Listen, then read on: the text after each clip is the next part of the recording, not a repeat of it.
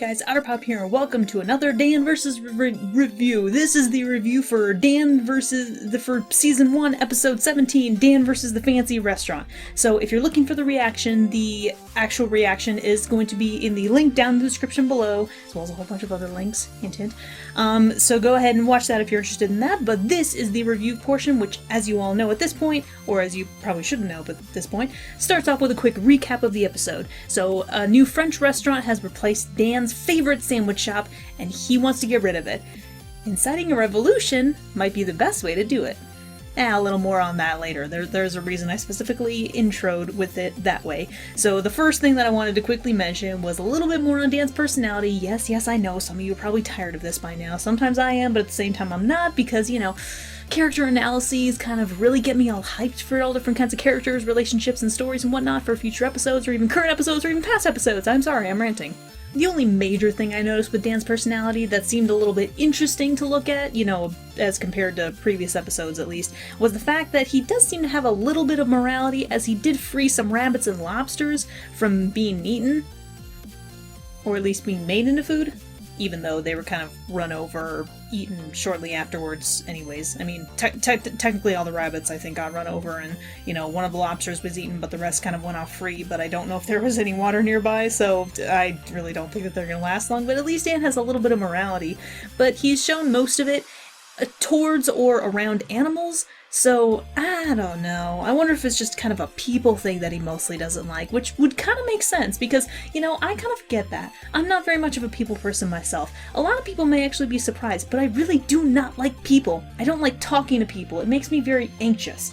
And being around large crowds of people makes me very anxious, but I just don't like talking to people in general, and this can even include friends and family sometimes, and, you know, at least for the most part, my sister, my best friend, and my boyfriend seem to understand that fairly well, so hip hip hooray, I have understanding people, but I think I can kind of get it, because animals, gosh, I love animals. They don't really talk, they may complain a little bit, and they may be a little bit noisy and annoying, but at least, you know, they're not nearly as complex and ridiculous as a lot of humans out there. Like, don't get me wrong, I love my snake. He's such a good snake. I love the cats that my sister has, the 2 cats my sister has. I love her leopard geckos. I love animals. I want a dog eventually. But people are just another story. They're just too much to handle sometimes. But yeah, you know, Dan showing a little bit of morality and a little bit of, I guess, compassion towards animals.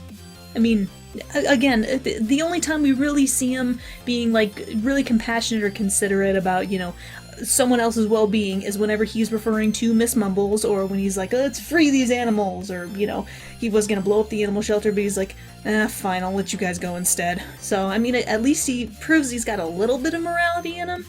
Even just a little, like a teeny tiny bit. Whether it was intentional or not, I feel like Chris and Elise's relationship was not necessarily explored, but it was kind of expanded on a little bit in this episode, at least as far as I noticed. At least. That just, okay, that sounded dumb as soon as it came out.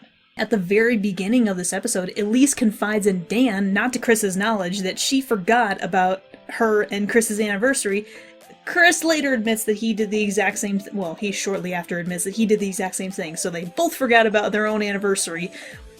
They both have horrible memories. Their memories are worse than mine. I even know my parents' anniversary. I know both sets of my grandparents' anniversaries. As crazy as Chris and Elise's relationship can be, like, how can they not remember their anniversary? I mean, it feels like it'd be a very special date to particularly remember. I mean, that's at least what I would think anyways. However, Elise does say that she recognizes if Chris realized she forgot the anniversary, he'd probably be upset because he's sensitive. Her words, not mine.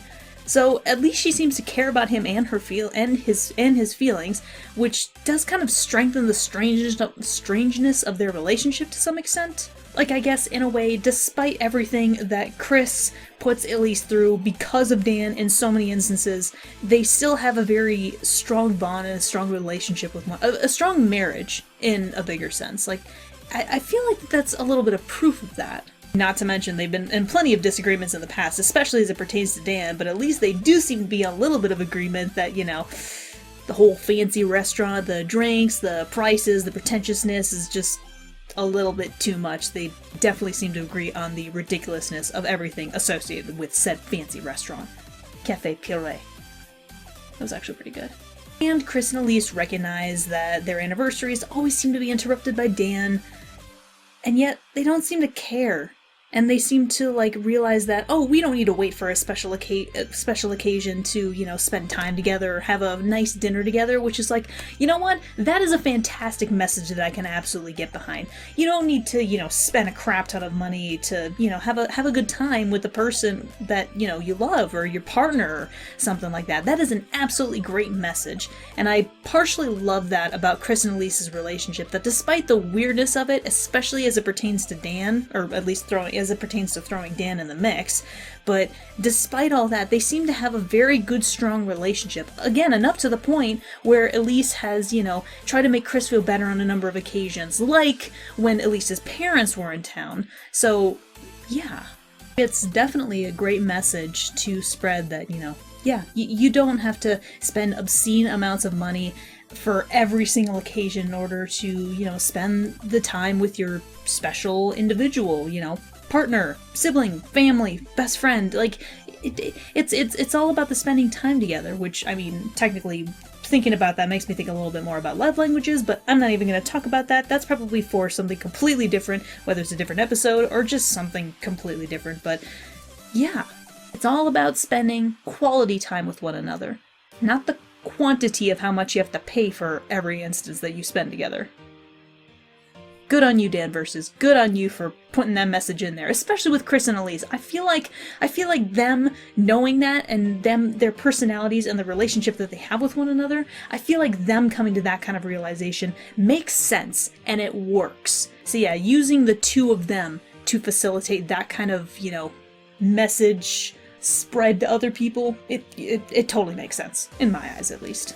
I feel like such a dolt that I didn't realize this until almost the end of the episode, that especially the second half of the episode was really a big old French Revolution parody. Like, I know a little bit about the French Revolution. I've watched Oversimplified's video on the French Revolution. His two-parter, oh my gosh, it is so good. You guys should totally watch it, by the way. But how did I not realize until almost the end of the episode that it was a parody of the French Revolution? Like, as soon as Dan said, this is like the Revolution, but in France, I was like, French Revolution? Then I'm like, oh, I'm an idiot.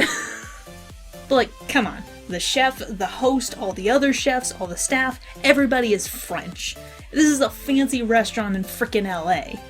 Everybody's French? Of course, because it's a fancy restaurant. Host and chef, by the way, not a big fan of their personalities, especially since they seem to treat Dan and a lot of other people like lower class peasants, which, you know, is kind of something that really happened with a lot of the nobles and aristocracy back in the time of the French Revolution. Like, a lot of, like, the upper class members would look down on pretty much everybody else, because I mean, well over 90% of the population at the time was basically, you know, peasants and farmers and, you know, just the third class, basically. But, you know, Chef Puree knocking out Dan and, you know, saying treason, like one of my pet peeves, and I mean, it kind of makes sense. It's like he's supposed to be some kind of amalgam of, you know, Maximilien Robespierre, who would often send people to the guillotine for treason, or at least treason as he saw it.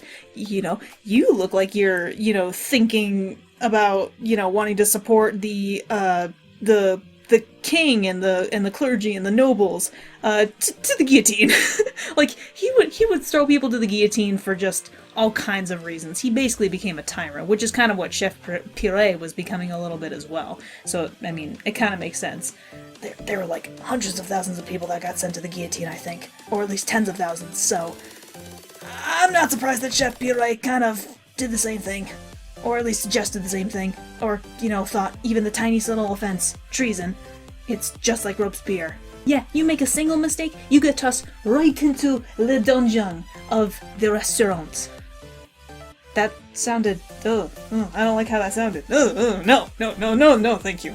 Elise even makes a slight reference about it later on in the episode, where, you know, while she and Dan and Chris are finally teaming up together to try and figure out a plan to, you know, topple Cafe Puree, and, you know, she's like, yeah, in order to instigate regime changes, the government needs to mobilize the lower class, they need to trick the middle class into siding with the lower class, and, you know, that kind of stuff.